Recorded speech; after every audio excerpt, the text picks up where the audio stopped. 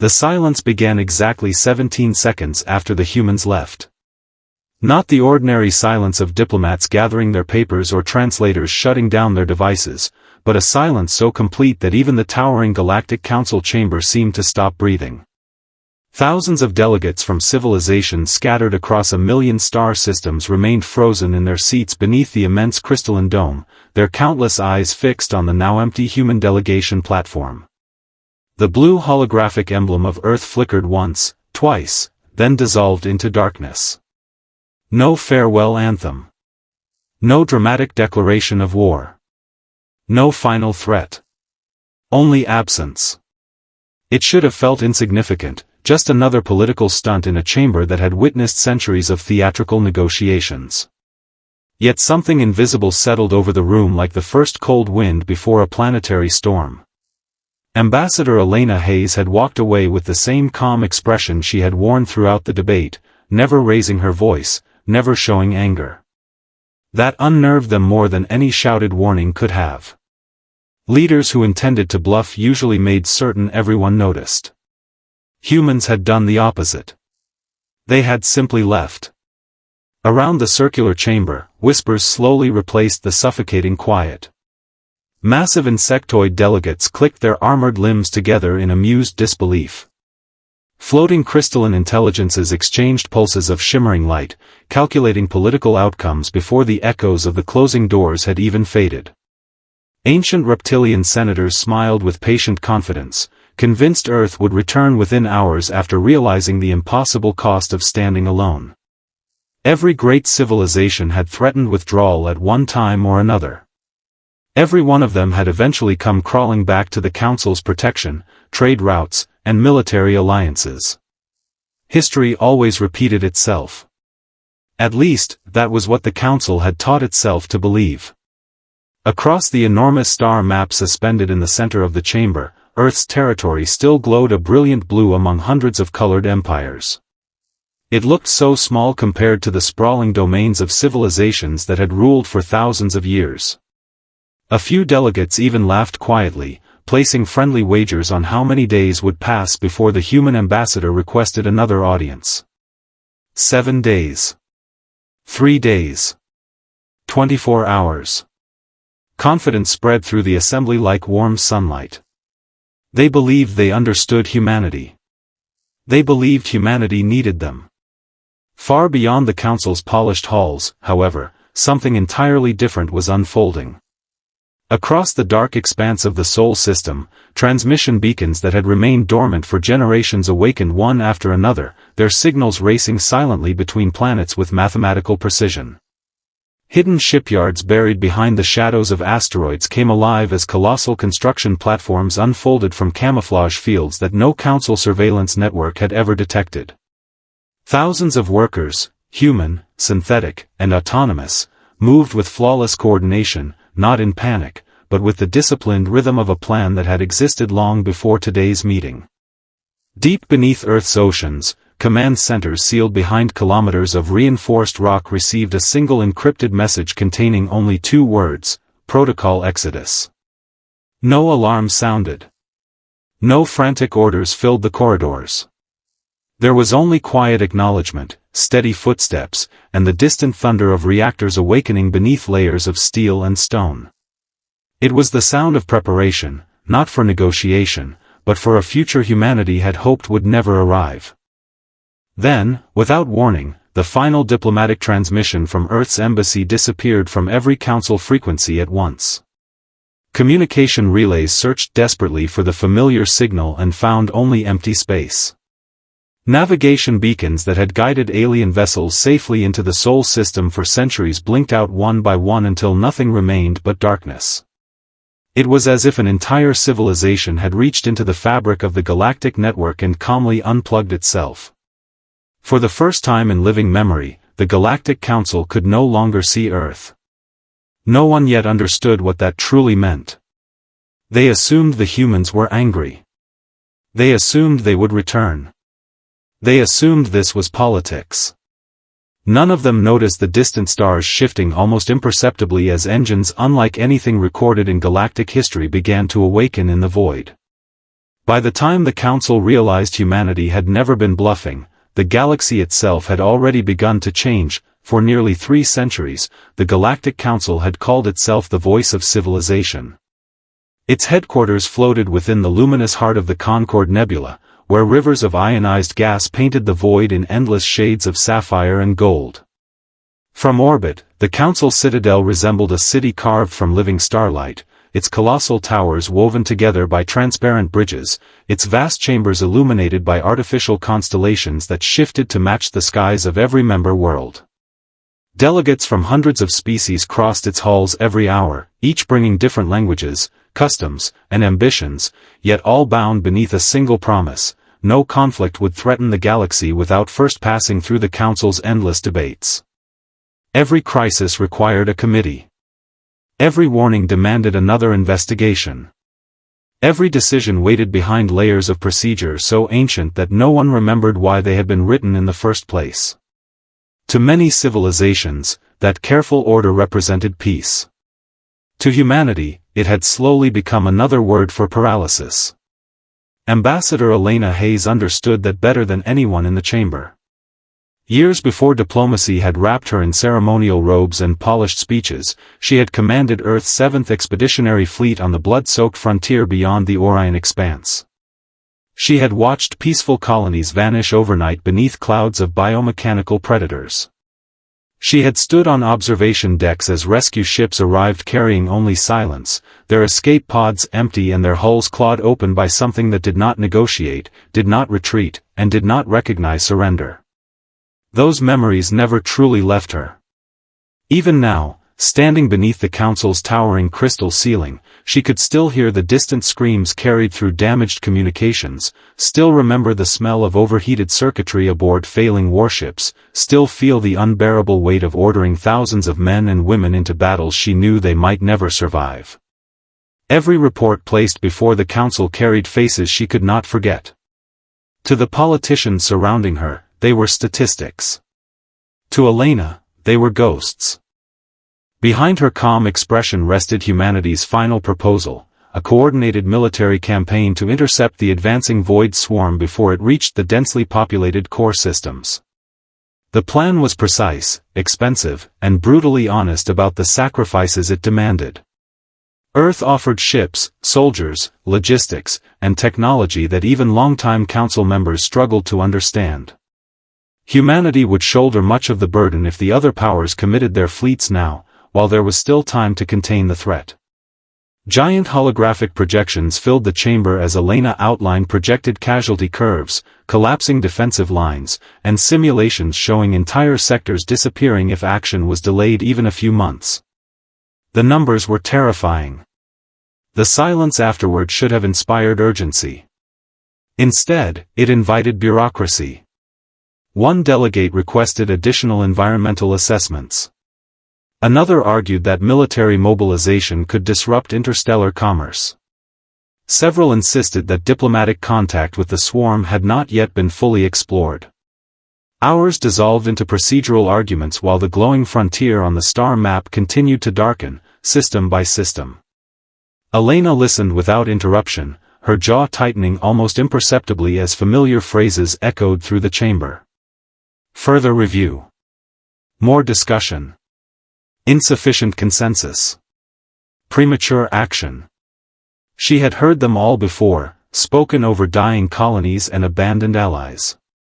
Finally, when the Council speaker formally announced that Earth's proposal would be postponed pending another cycle of deliberation, something inside her settled with startling clarity. There was no anger. No dramatic outburst. Only certainty. She gathered the data crystal from the podium, glanced once at the holographic map where the advancing darkness crept ever closer to inhabited space, and understood that history had reached one of those quiet moments people would only recognize centuries later. Turning toward the assembled civilizations, she thanked them with flawless diplomatic courtesy for their time and cooperation. Then, in a voice so calm that it seemed almost gentle, she announced that humanity would immediately withdraw from all Council obligations and proceed according to its own judgment. Behind those measured words lay a truth none of them could yet imagine. While the Council prepared another debate, Earth had already begun preparing for war. The first reports arrived quietly, buried beneath routine council briefings and trade updates that few delegates bothered to read. A mining colony on the edge of the Perseus Reach had gone silent. Then a scientific outpost beyond the Helix corridor vanished from every communication network without broadcasting a distress signal. Within weeks, entire star systems disappeared from the galactic registry, their navigation beacons extinguished as though someone had erased them from existence. Long-range reconnaissance drones sent to investigate returned nothing but fractured recordings filled with static, impossible gravitational distortions, and fleeting silhouettes that seemed to consume the light around them. The void swarm was no longer a distant nightmare confined to forgotten frontiers. It was advancing with terrifying purpose, swallowing civilizations one by one while the galaxy struggled to understand an enemy that neither negotiated nor conquered in any recognizable way. It simply erased. Every world it touched became another patch of unnatural darkness spreading across the once brilliant star maps displayed in the council chamber. Panic spread slowly at first, hidden beneath polished speeches and carefully crafted public statements. The council assured its citizens that containment strategies were underway, that emergency task forces had been assembled, and that there was no immediate cause for alarm. Behind closed doors, however, confidence collapsed. Military analysts watched simulation after simulation end in catastrophic failure. Fleets that had dominated interstellar warfare for thousands of years lasted only hours against the swarm's endless biomechanical organisms. Planetary defense grids overloaded beneath coordinated waves of living vessels that adapted faster than targeting computers could calculate firing solutions. Escape convoys vanished mid-transit, leaving behind only distorted sensor echoes and frozen debris fields drifting through silent space. Refugees flooded every secure system, carrying stories too horrifying for official broadcasts, cities consumed without explosions, oceans turning black beneath descending organic structures, entire populations disappearing before evacuation ships could even lift from the surface. Every survivor described the same unbearable sound, a low, endless vibration that seemed to resonate inside their bones long before the swarm appeared on the horizon. Desperation forced the council to do what pride had resisted for months. Emergency transmissions were dispatched toward Earth with unprecedented urgency. Diplomatic channels once reserved for ceremonial communication suddenly overflowed with formal requests, military appeals, and desperate invitations to reconvene. Delegates who had dismissed humanity's warnings now pleaded for cooperation, insisting that old disagreements should be forgotten in the face of extinction. Yet every message received the same measured response. Earth acknowledged the communications politely. It expressed concern for civilian casualties. It wished the Council success in its defensive operations. But it declined every invitation to return. Humanity was no longer bound by Council resolutions, votes, or treaties. It had chosen another path. The replies carried no anger, no accusations, no satisfaction, only calm finality. Somehow, that restraint unsettled the Council even more than outright refusal would have. It felt as though humanity had already moved beyond them, leaving the galaxy to confront the consequences of decisions that could no longer be undone. Meanwhile, scattered reconnaissance probes began transmitting images from the Sol system that defied every accepted model of industrial capability. Around the Sun, enormous construction rings stretched across millions of kilometers, harvesting stellar energy with frightening efficiency. Entire asteroids disappeared into automated foundries before emerging as gleaming sections of vessels so immense that conventional battleships looked insignificant beside them. Ship hulls coated in light-absorbing alloys drifted silently through orbital drydocks, their surfaces bending starlight into eerie shadows. Artificial intelligences coordinated fleets of autonomous factories with flawless precision, while hidden orbital platforms assembled weapons whose energy signatures surpassed anything catalogued in the Council archives. Humanity was not scrambling to survive. It was executing a strategy prepared long before the first colony fell. Watching from unimaginably distant observation posts, frightened analysts reached the same chilling conclusion. Earth had anticipated this war years, perhaps decades, in advance.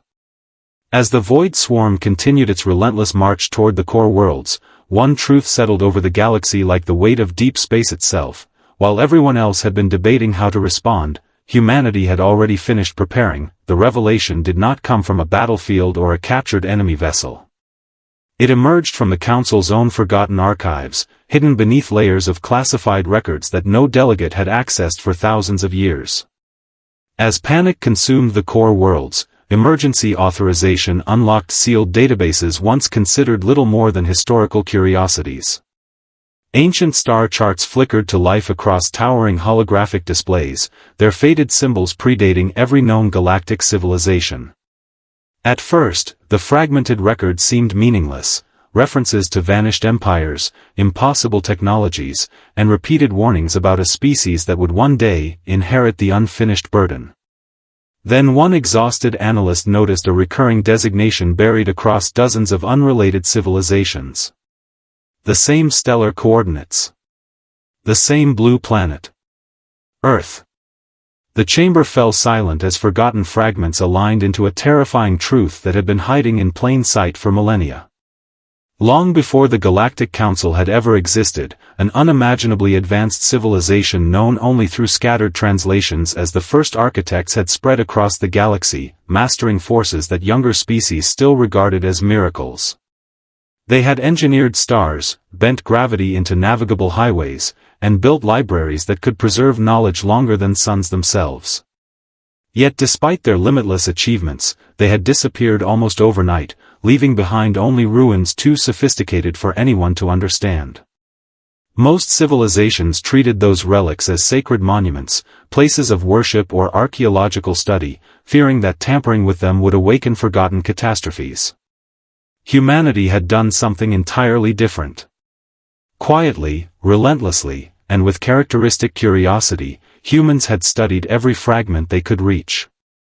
They dismantled relics others considered untouchable. They translated impossible mathematical languages instead of praying before them. They failed thousands of times, rebuilt thousands more, and slowly uncovered technologies that the rest of the galaxy had dismissed as divine mysteries. The greatest secret in modern history had never been hidden by Earth's government. It had been hidden by everyone's assumptions. Even more astonishing was the location of humanity's greatest discovery. Buried beneath crushing pressures deep within Earth's Pacific Ocean rested an enormous structure older than the moon itself, concealed beneath layers of basalt and tectonic stone. Humanity had uncovered it generations earlier during experimental geothermal drilling.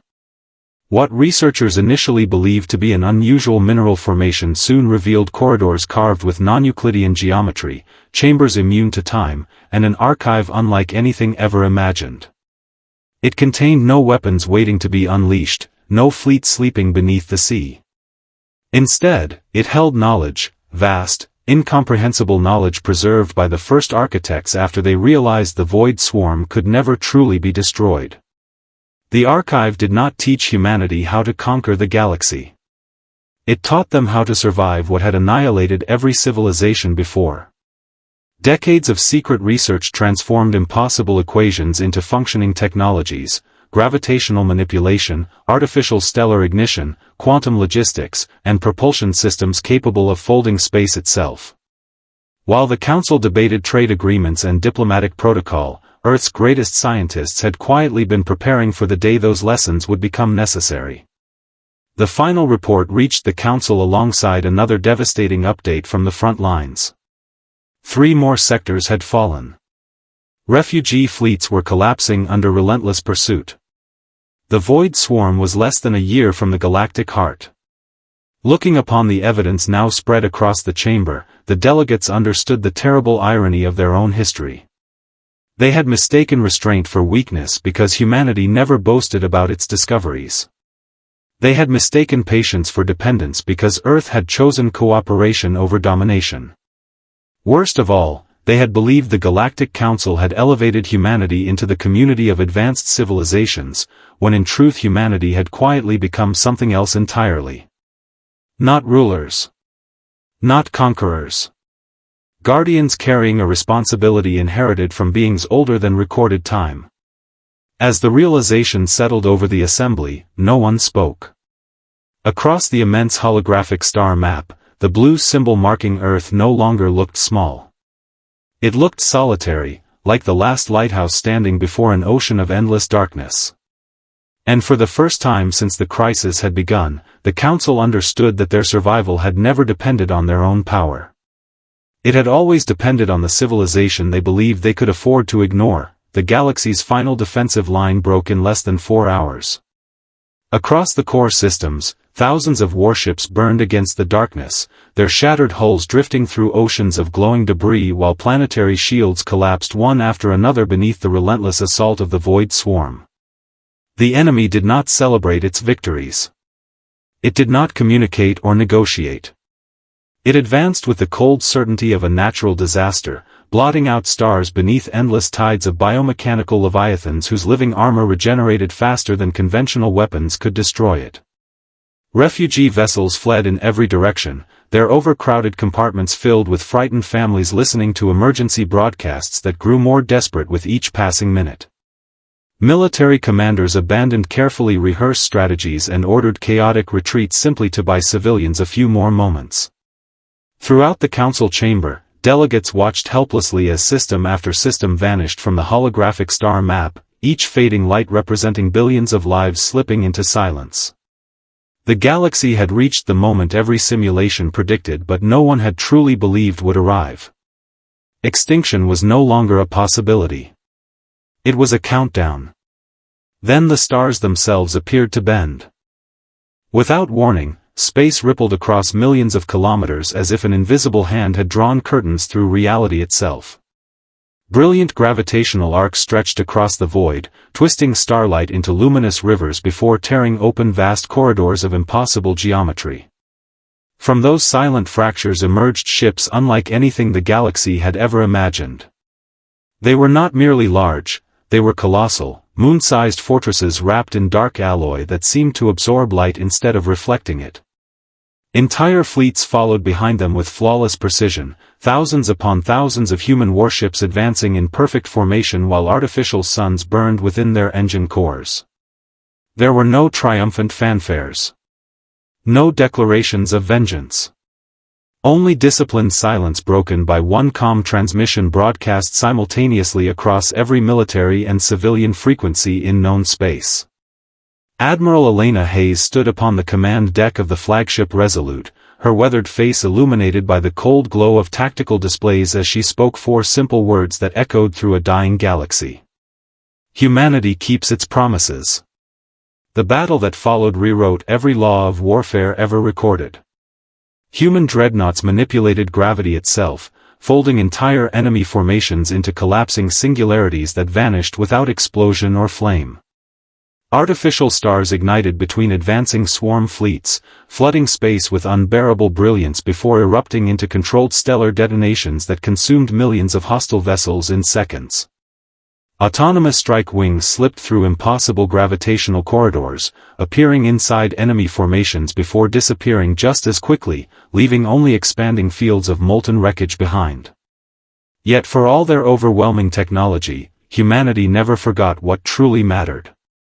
Rescue cruisers ignored tactical advantage to shield evacuation convoys with their own armored hulls. Marine detachments landed on collapsing worlds where survival seemed impossible, fighting street by street beside alien defenders who had once mocked Earth's warnings. Engineers remained behind to stabilize failing planetary reactors, fully aware they would never escape before impact. Every sacrifice bought another transport time to launch, another city time to evacuate, another child another chance to see tomorrow. Humanity had not returned seeking revenge against those who had rejected them. They had returned because innocent lives still remained. Hours stretched into days, and days into a campaign that transformed despair into hope. Slowly, almost unbelievably, the endless tide began to recede. The Void Swarm, an enemy believed unstoppable since before recorded history, was pushed back system by system beneath humanity's relentless coordination, courage, and sacrifice. Across liberated worlds, survivors emerged into skies no longer blackened by living warships but illuminated by the distant silhouettes of human fleets standing watch in silent formation. As exhausted soldiers looked upon one another across ruined cities and shattered landscapes, they understood that victory had not belonged to superior weapons alone.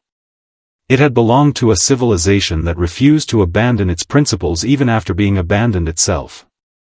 The Council had believed power came from authority, treaties, and unanimous votes.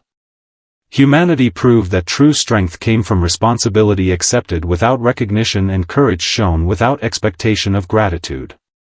And in the quiet that followed the greatest battle the galaxy had ever known, every surviving civilization finally understood why Earth had walked away. Sometimes the only way to save the future is to stop asking permission to protect it. Decades after the last echoes of war had faded into the endless silence between the stars, travelers still made the long pilgrimage to the Galactic Council citadel. The once bustling capital of interstellar politics no longer pulsed with endless debates or ceremonial processions. Its magnificent halls had been preserved exactly as they stood on the day humanity walked away, transformed from the center of galactic authority into the greatest memorial ever built. The towering crystalline dome still reflected the light of distant nebulae, but the voices that had once filled the chamber were gone, replaced by a reverent stillness that seemed almost sacred. Delegates no longer gathered there to argue over treaties or borders. They came to remember. They wandered through the immense circular hall in silence, pausing before the empty platform where Earth's representatives had once stood. The polished floor still carried faint marks left by human boots on that final day, small, almost invisible traces that countless historians refused to erase. According to every official record, that simple walk toward the exit had become the most consequential journey in galactic history. Entire generations had grown up hearing stories about it, yet standing in the chamber made those stories feel startlingly real. Visitors often expected grandeur. Instead, they found humility, and that somehow carried even greater weight. At the center of the chamber remained the desk assigned to the Terran delegation. It had never been occupied again. Council leaders from every surviving civilization unanimously agreed that no replacement should ever sit there. The nameplate bearing Earth remained untouched, its metal weathered only by time and the countless reflections of visitors passing by. Fresh flowers from 100 different worlds appeared there every cycle without ceremony. Some were brilliant blue crystals that bloomed only beneath binary suns. Others resembled glowing vines or delicate floating spores suspended in tiny gravitational fields. None were arranged by government order. They were gifts left quietly by ordinary citizens, people whose ancestors had survived only because human fleets had answered a call they were never obligated to answer. Children often asked why the seat remained empty. Their parents always gave the same answer. Because some places are earned, not inherited. Elsewhere across the galaxy, humanity had returned to something resembling ordinary life. Their colossal wartime shipyards no longer forged endless dreadnoughts but rebuilt shattered trade routes and restored devastated worlds. Human engineers worked beside former rivals, helping reconstruct orbital cities that had once voted against Earth's warnings. Veterans carried scars that no medical technology could erase, yet they rarely spoke of the battles that had made them legends. Admiral Elena Hayes herself disappeared from public life shortly after the war, declining every monument, every title, and every offer of political leadership. When journalists once asked why humanity never demanded control of the Galactic Council after saving it, her recorded answer spread through every academy and military institution in known space. "If we fought for power," she said quietly, "then we fought for the wrong reason." Those words became as enduring as any victory. They reminded future generations that greatness was measured not by the worlds one ruled, but by the lives one chose to protect. Centuries later, the black stone floor beneath the council dome bore a single inscription carved in every known language, illuminated softly by the light of distant stars filtering through the crystal ceiling. Every visitor paused before reading it, and every child who dreamed of exploring the galaxy eventually memorized its meaning. It was neither a celebration nor a warning born from fear. It was a promise preserved by history itself: never mistake mercy for weakness. Never confuse patience with fear. And never believe humanity is bluffing when it chooses to walk away. Beyond the memorial, starships crossed peaceful skies once scarred by endless war, their navigation beacons shining where darkness had nearly claimed everything.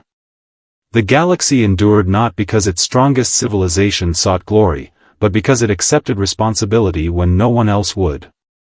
And somewhere beneath Earth's quiet blue skies, the stars continued to rise each night over a world that had never asked to become the galaxy's guardian, only refused to let it fall.